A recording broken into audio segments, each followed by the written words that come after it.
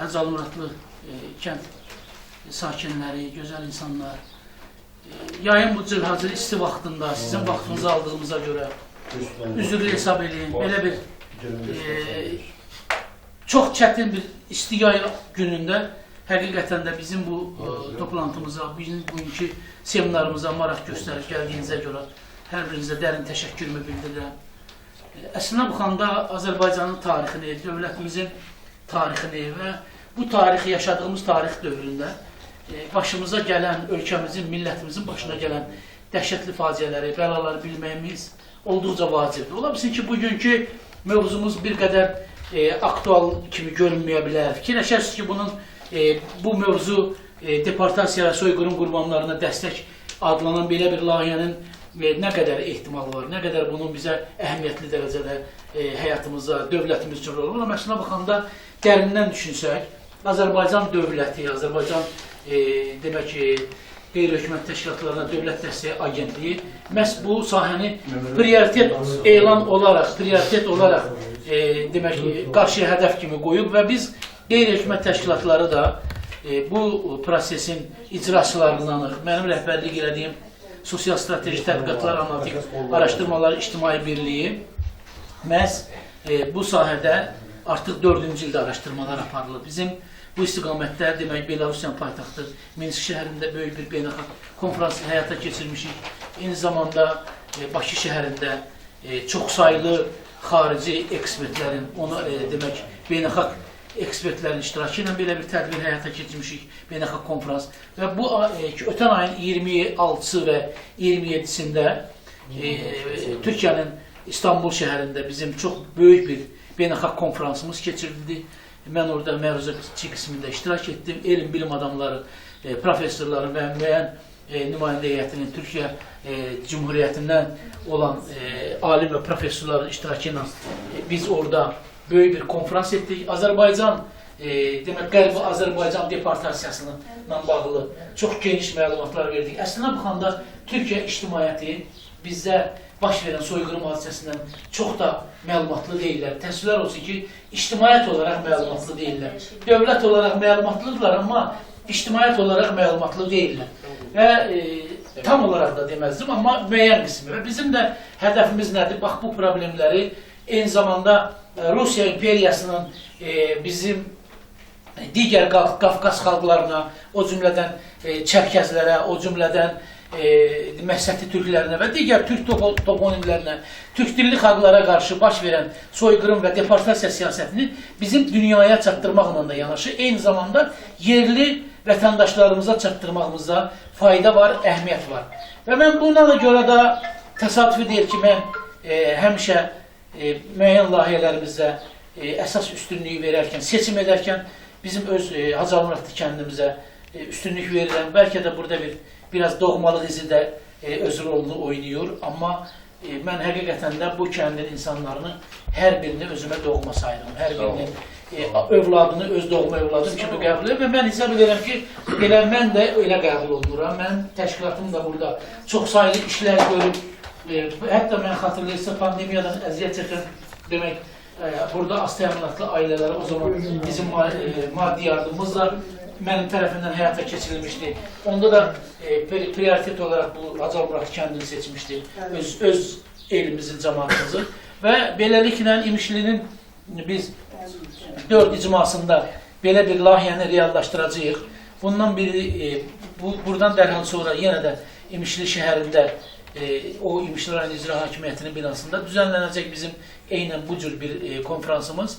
Sonra Şahverdi və digər Göbəkdala kəndində bu prosesi davam etdirəcəyik. Doğrudan da bilirsiniz ki, demək, deportasiyalar olub, soyqırımlar olub.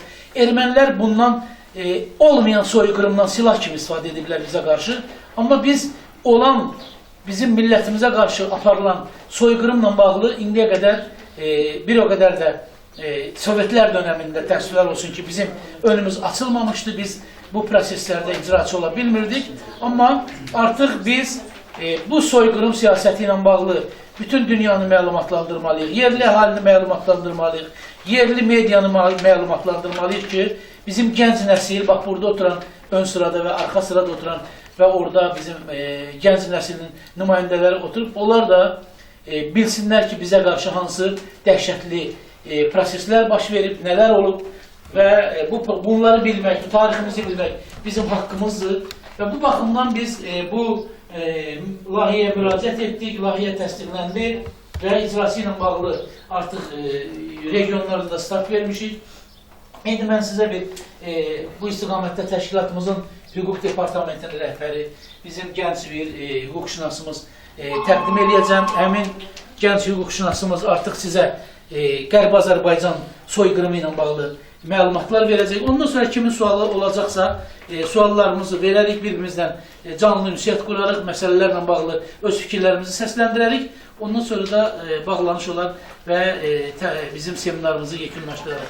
Məlumat üçün sizə təqdim edirəm. Əli bəy, demək, bugünkü konferansda, seminarda üzr istəyirəm, sizə təqdimatı o eləyəcək. Əli bəy, Ankara Universitetinin Hüquq Fakültəsinin məzunudur. Eyni zamanda Tallinn Universitetinin Hüquq Fakültəsində təhsil alıb.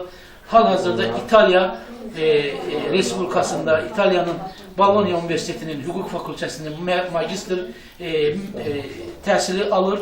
Çox perspektivli bir hüquqşünas və gəncdir. Eyni zamanda bir neçə publikasiyanın, elmi məqalənin və yazıların müəllifidir.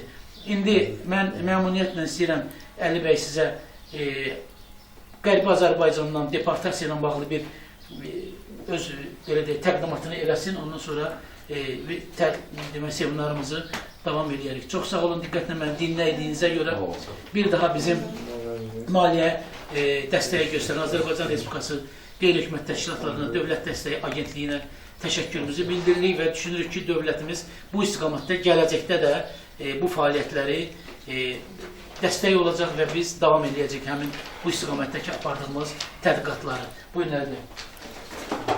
Çox sağ olun. Mən də salamlayıram hər kəs. Xoş gəldiniz. Bugün mən Qərbi Azərbaycanlıların deportasiyası və bunun beynəlxalq hüquq və qayıdış perspektivləri fonunda bir çıxış eləyəcəm. Qısa bir çıxış. Çalışacağım sizi çox yormadan qısa şəkildə mövzunu əhatə edeyim. Deməli, tariximizin və kollektiv yaddaşımızın mühüm mövzularından biridir Qərbi Azərbaycanlıların deportasiyası və onların doğma yurdlarına qayıdış hüququ və bu məsələnin beynəlxalq hüquq müstəvisində qiymətləndirilməsi barədə bugün danışacağıq. Tarix göstərir ki, məcburi köçürmə, deportasiya və etnik əsaslarla əhalinin öz torpaqlarından çıxarılması təkcə müəyyən bir xalqın deyil, müxtəlif regionlarda yaşayan xalqların üzləşdiyi faciələrdən biridir. Bu hadisələr yalnız demoqrafik dəyişiklik yaratmır, həm də mədəni irsi, kollektiv yaddaşı və insan hüquqlarını dərin şəkildə təsir edir. Qərbi Azərbaycan adlandırılan ərazi bugünkü Ermənistan Respublikasının sərhədləri daxilində yerləşir və tarixən Azərbaycanlıların sıx yaşadığı bölgələri əhatə edir. 19-cu əsrdən başlayaraq bölgədə baş verən geosiyasi dəyişikliklər və Rusiya imperiyasının Qafqaz siyasəti və sonraki dövrlərdə yaranan milli münaqişələr bölgənin etnik tərkibinə çox ciddi təsir göstərmişdir və 20-ci əsrdə Azərbaycanlıların bu bölgədən çıxarılması bir neçə mərhələdə sistematik şəkildə baş vermişdir. Bu deportasiyanın birinci ən mühüm mərhələsi 1948-1953-cü illəri əhatə edir, hansı ki, SSR rəhbərliyinin qərarları əsasında həyata keçirilmiş köçürmə siyasətidir və həmin dövrdə 10 minlərlə Azərbaycanı Ermənistan SSR-dən Azərbaycan SSR-nin Kür-Araz ovalığına köçürdü və bu çox faciəvi nəticələrlə baş verdi. Çünki dağlıq ərazidə yaşamağa öyrəşmiş etnik Azərbaycanlılar Kür-Araz ovalığına öyrəşə bilmədi və bu dövrdə çox böyük problemlər, xəstəliklər və ölümlər yaşadılar. Və bu proses Sovet dövlət qərarları ilə həyata keçirilsə də, köçürülən əhalinin böyük hissəsi üçün bu faktik olaraq məcburi xarakter daşıyırdı və onların doğma yaşayış yerlərini məcburən tərk etməsilə nəticələnmişdir. İkinci mühüm mərhələ 1987-1991-ci illərdə SSR-nin dağılması ərəfəsində baş verdi, hansı ki, yenə də Ermənistan arasında yaşayan artıq müstəqillik dövrünə də uzanan bir proses idi.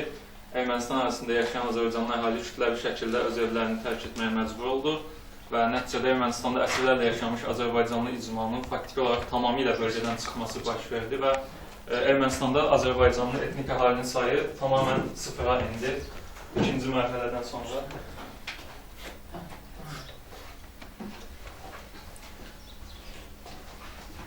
Bu hadisələr təkcə statistik göstəricilər deyil, burada söhbət yüzlərlə yaşayış məntəqəsinin boşaldılmasından, qəbristanlıqların, məscidlərin, tarixi abidələrin, mədəni irsin itirilməsindən və insanların öz torpaqlarından bağlının görülməsindən gedir və bu məsələyə beynəlxalq hüquq baxımından yanaşanda bir neçə prinsip xüsusi əhəmiyyət daşıyır. İlk növbədə İnsan Hüquqları üzrə Ümumdünya Bəyannaməsinin 13-cü maddəsi bunu deyir ki, hər bir şəxsin öz ölkəsinə qayıtmaq hüququ var və mülki və siyasi hüquqlar haqqında beynəlxalq paktda da həmçinin hər şəxsin öz ölkəsinə daxil olmaq hüququ əsassız şəkildə məhdudlaşdırıla bilməməsini nəzərdə tutur. Məcburi köçkünlərin, qaçqınların təhlükəsiz, könüllü və ləyaqətli şəkildə geri qayıtması prinsipi BMT praktikasında və beynəlxalq humanitar hüquqda qəbul olunmuş əsas yanaşmalardan biridir.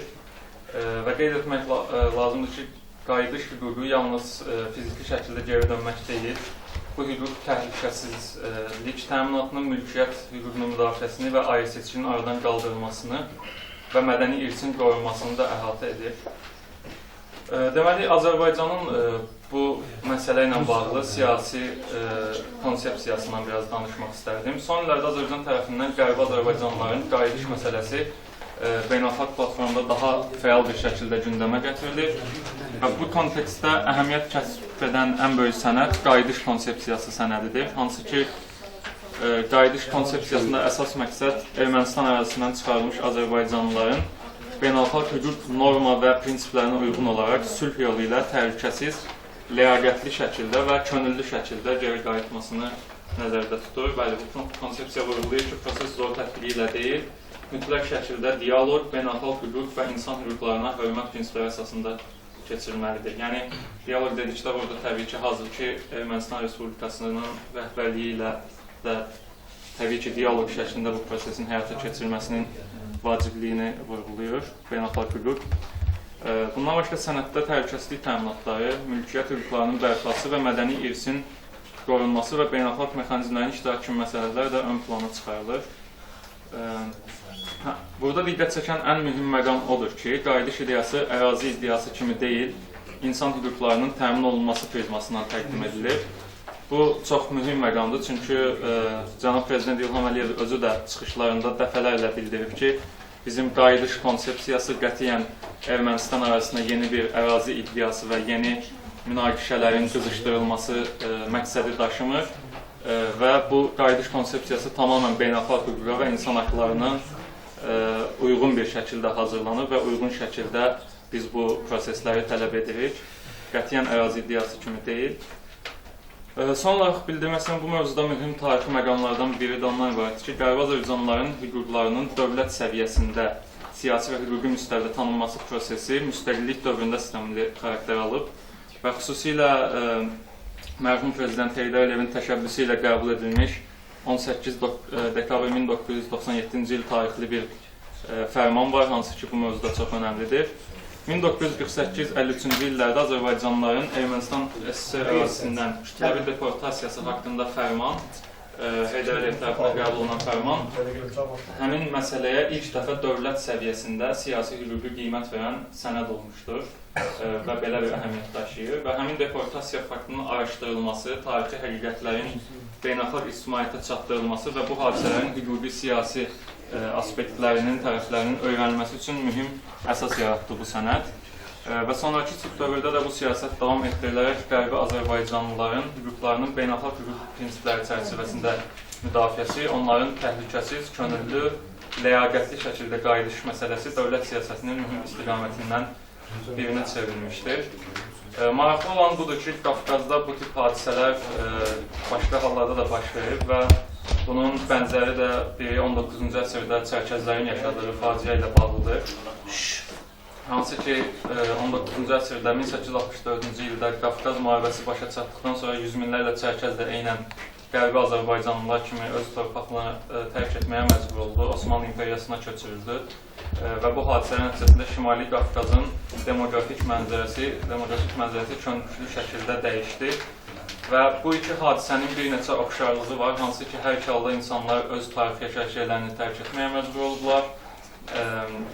Hər iki halda bölgənin etnik, demoqrafik strukturu ciddi şəkildə dəyişib mədəni irs və tarixi yaddaşı zərər görüb və hər iki halda sonraki nəsillər arasında doğma torpaqlara qayıdış arzusu kollektiv kimliyin mühüm elementi olaraq qorunub saxlanır.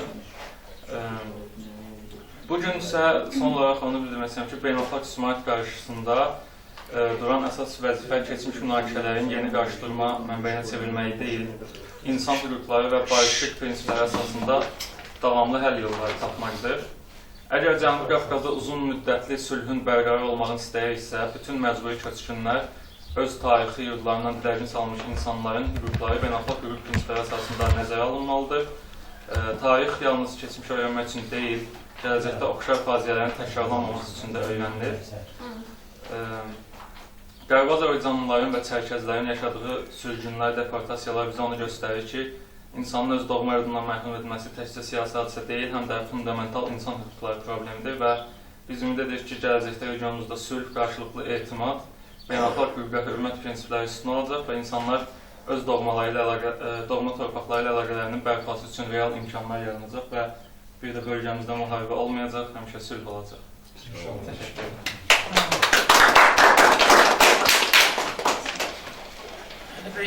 Təşəkkür edirəm. Belə bir məzmunlu və hər tərəfli fikirlər səsləndirdiniz, çıxış elədiniz, təqdimat elədiniz. Əslində bu konuda bir məsələ də var ki, həqiqətən də Qərbi Azərbaycan və Qərbi Azərbaycana qayıdış konsepsiyası bugün ölkəmiz üçün həm də siyasi bir məsələdir, çox ciddi, əhəmiyyətli bir məsələdir. Ölkə Prezidenti İlham Əliyev tərəfindən belə bir icmanın, Qərbi Azərbaycan icmasının təşəkkül tapması və təşkilatlanması prosesi məhz Azərbaycanın Ermənistanla gələcək sülh məsələlərinin nizamlanması istiqamətində əsas həll edici həlqələrdən birini təşkil edir. Yəni, bizim əsas istədiyimiz nədir? Qərbi Azərbaycan vətəndaşları öz doğma torpaqlarını neynəmək istəyir, görmək istəyir, qayıtmaq istəyir. Bir hissəsinin, böyük bir əksəriyyətinin orada uşaqlıq xatirələri, illərini yaşayıblar. Böyük hissəsinin orada valideynlərinin, ata-babalarının, böyük bir nəsil köklərinin qəbirləri, məzarlıqları qalıb. İnsanlar həmin müqəddəs yerlərini ziyarət etmək hüququna malikdirlər və Qərbi Azərbaycana qayıdış konsepsiyasında məhz beynəlxalq hüquq prinsipi çərçivəsində hazırlanmasında əsas hədəf odur ki, sabah biz bu sənədi dünya ictimaiyyətinə təqdim edəndə orada hər hansı bir Azərbaycanın Ermənistana qarşı iddialarının görünməsi səviyyəsində bu sənəd görünməsin. Yəni, nə hər hansı bir torpaq iddiası var, çox şükürlər olsun ki, biz 44 günlük savaş və ondan sonraki antiterror əməliyyatları zamanı 2023-cü ildən etibarən bütün ərazi bütövlüyümüzü bərpa etmişik. Dağlıq Qarabağın 1 metr, 1 qarış ərazisini biz saxlamamışıq Ermənistanda və bu prosesi daimi balanslı saxlamaq üçün bizim növbəti addımlarımız nədən ibarət olmalıdır? Məhz Azərbaycanın vaxtı ilə Qərbi Azərbaycanda, Zəngəzurda yaşamış bizim soydaşlarımızın öz doğma torpaqlarına, doğma yurtlarına qayıdışının təminatı və bu təminatın sırf hüquq prinsipləri çərçivəsində həyata keçirilməsidir. Və bizim də bugün bir daha vurğulayıram ki, hədəfimiz ondan ibarətdir ki, dövlətin belə bir siyasətinin olduğu ilə bağlı sizlərə məlumatlarımızı çatdırar və siz də öz gələcəkdə hər zaman deyək ki, müxtəlif ictimaiyyətlə təmaslarınızda, xanım qızlarımız var burada, öz dostları ilə təmasda, məktəb sinif yoldaşları ilə təmasda, gələcəkdə universitetin Allah qoysa baxıram ki, hamısı nurlu, simalı uşaqlardır. Bunların hər birinin universitetdə qalib olacağına, daxil olacağına əminəm ki, bu baş verəcək.